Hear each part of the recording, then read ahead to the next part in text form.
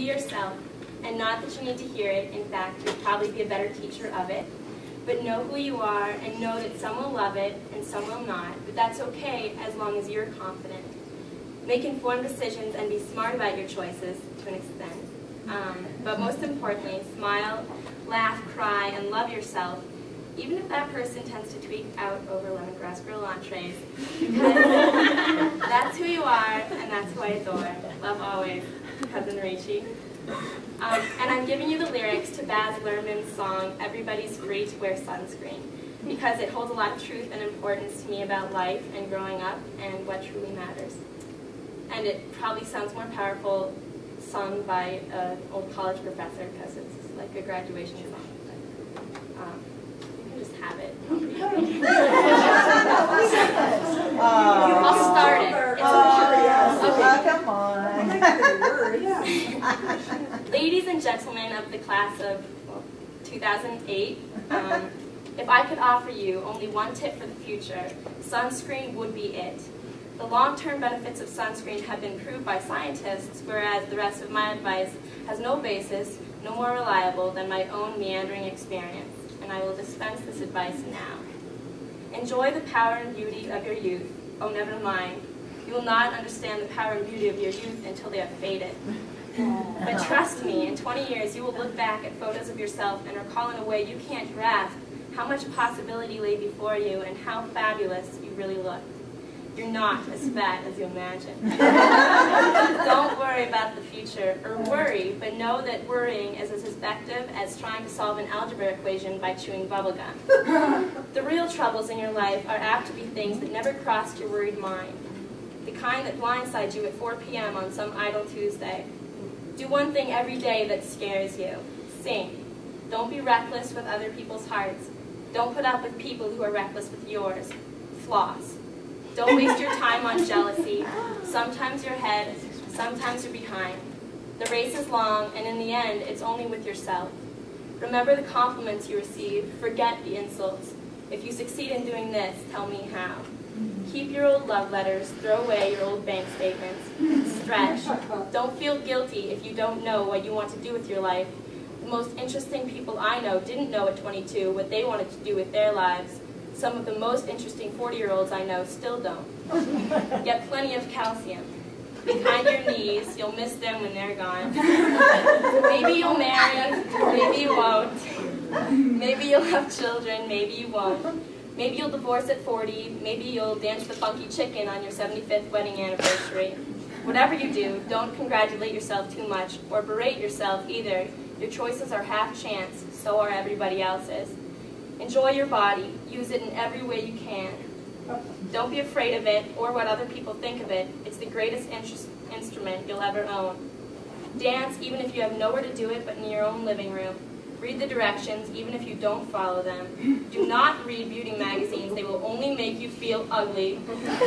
Get to know your parents. You'll never know when they'll be gone for good. Be nice to your siblings. They're the best link to your past and the people most likely to stick with you in your future. Understand that friends come and go, but for the precious few, you should hold on. Work hard to bridge the gaps in geography and lifestyles because the older you get, the more you need the people you knew when you were young. Live in New York City once, but leave before it makes you hard. Live in Northern California once, but leave before it makes you soft. Travel. Accept certain inalienable truths. Prices will rise, politicians will philanthrope, and you too will get old. And when you do, you'll fantasize that when you were young, prices were reasonable, politicians were noble, and children respected their elders. Respect your elders. Don't expect anyone else to support you. Maybe you have a trust fund, maybe you have a wealthy spouse, but never know when either one might run out. Don't mess too much with your hair, or by the time you're 40, it will look 85. Be careful whose advice you buy, but be patient with those who supply it. Advice is from nostalgia, dispensing it in a way of fishing the past from the disposal, wiping it off, painting over the ugly parts, and recycling it for more than it's worth. But trust me on the sunscreen. Oh, gorgeous. Love it. So wise.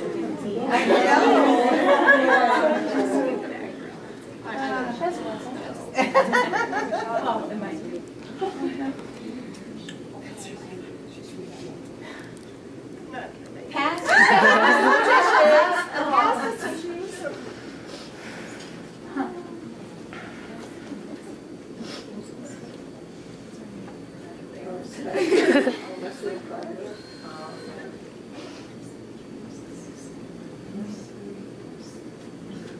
in what makes you feel good.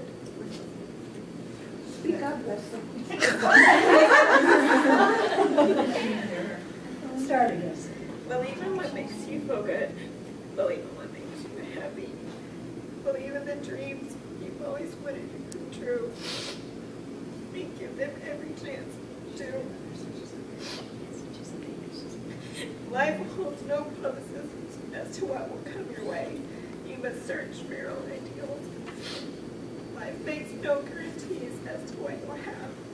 It just gives you time to make choices and to take chances and to discover whatever secrets might come your way. If you are willing to take the opportunities you are given and to utilize the abilities that you have, you will constantly fill your life with special moments and unforgettable times. No one knows the mysteries of life or its ultimate meaning. But for those who are willing to believe in their dreams and in themselves, life's the precious gift to which anything is possible. Robin.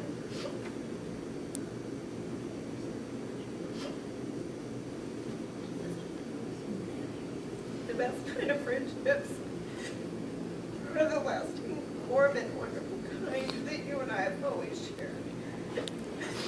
Friendships like ours are the kind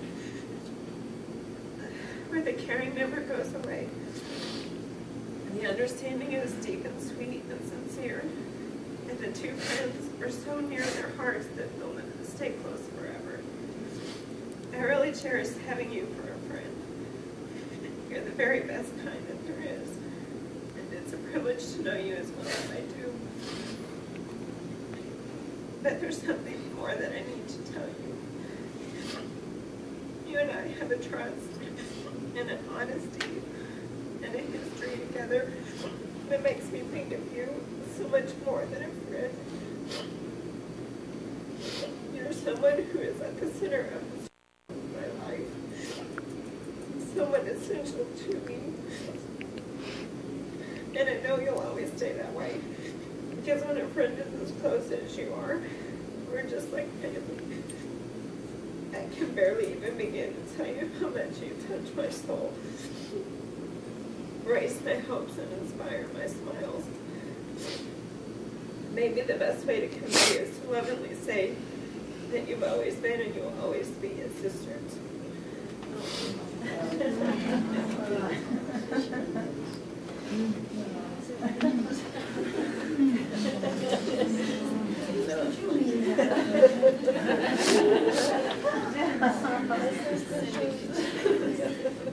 Those who don't know, Leslie lived with us for 9 years and babysat Robin since she was 6 months old. Yeah. So she's a part of our lives.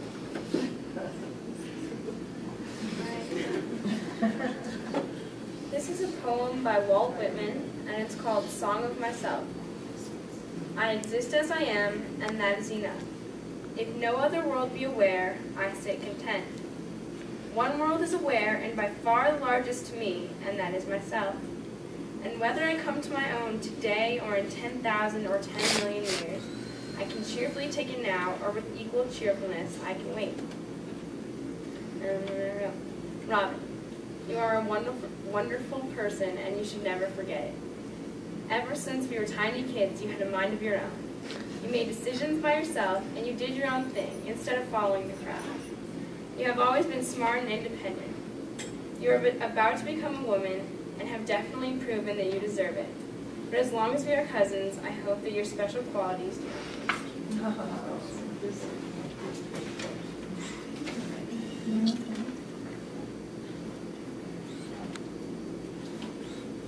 Robin, as your mother's friend for many years, as I don't know if I'm one of the only non-Jewish participants in this room, but it's a great honor to be here among family.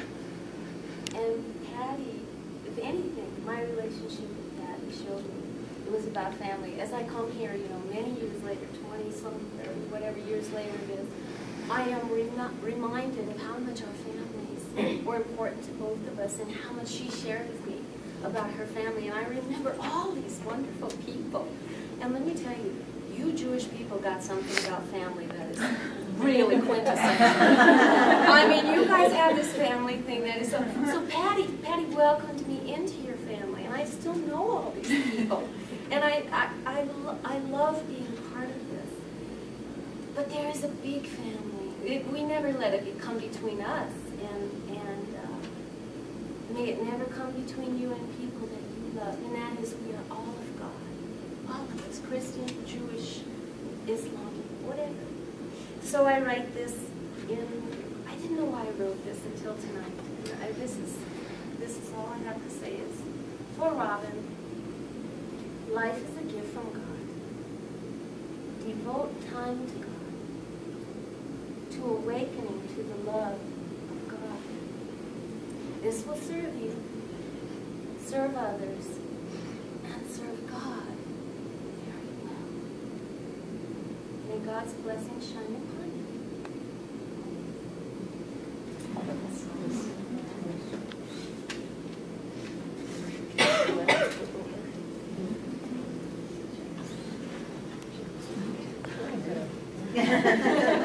Okay.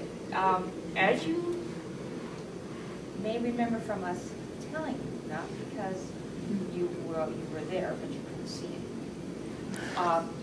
When your mother was pregnant with your mother and your father and his little red-haired terror, the nickname She-Wolf of the SS.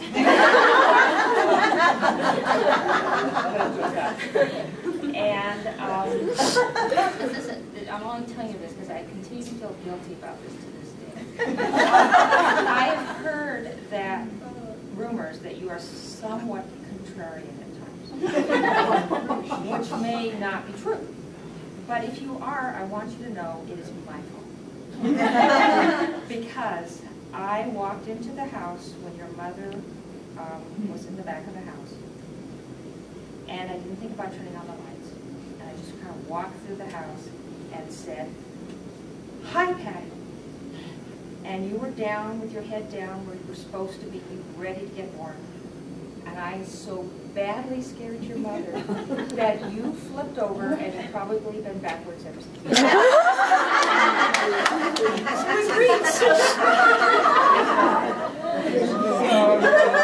Anybody gives you a bad time, you say, "It's not my fault, it's Laura's fault." And the other thing, I've been trying to think about this, and thinking, what would I say to someone who is 13? And I thought, well, what was it like when I was 13?